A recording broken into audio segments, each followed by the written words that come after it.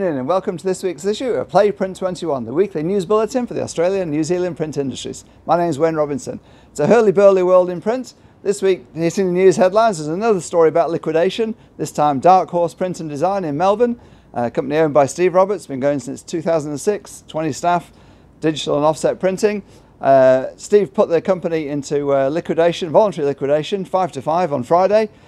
Nothing unusual about voluntary liquidation in a sense. But the Melbourne print industry was then up in arms when they realised that Steve Roberts' fiancée, Saoirse Hotmans, had registered a new company, Maverick Print Group, 5 weeks prior.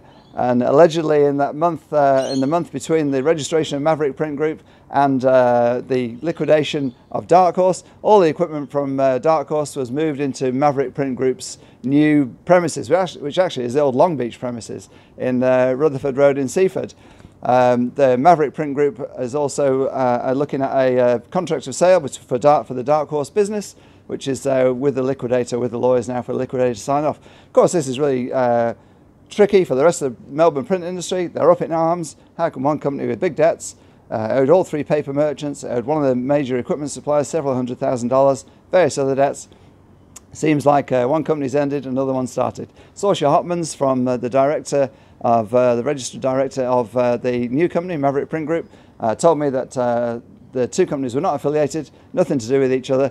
Saoirse and Steve are fiancés, parents together, and Saoirse is also a director of Australian Trade Printers, which operated from the same premises as Dark Horse and is now operating from the same premises as Maverick Print Group.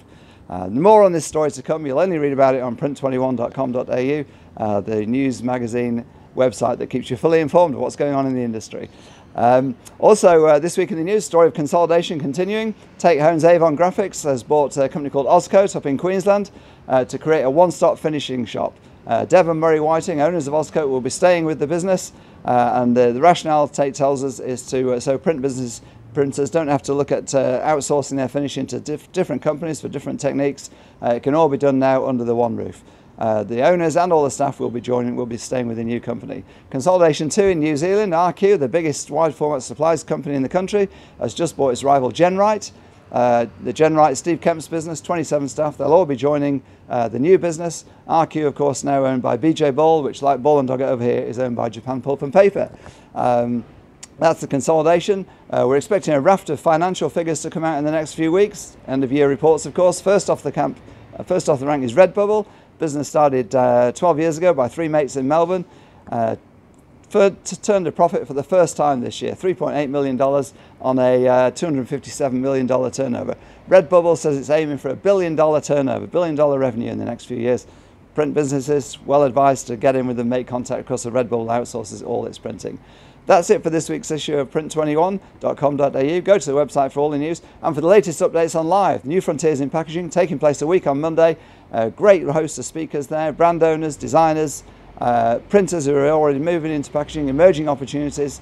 Go to the site to register for your ticket. That's it for this week's me, Wayne Robinson, signing off.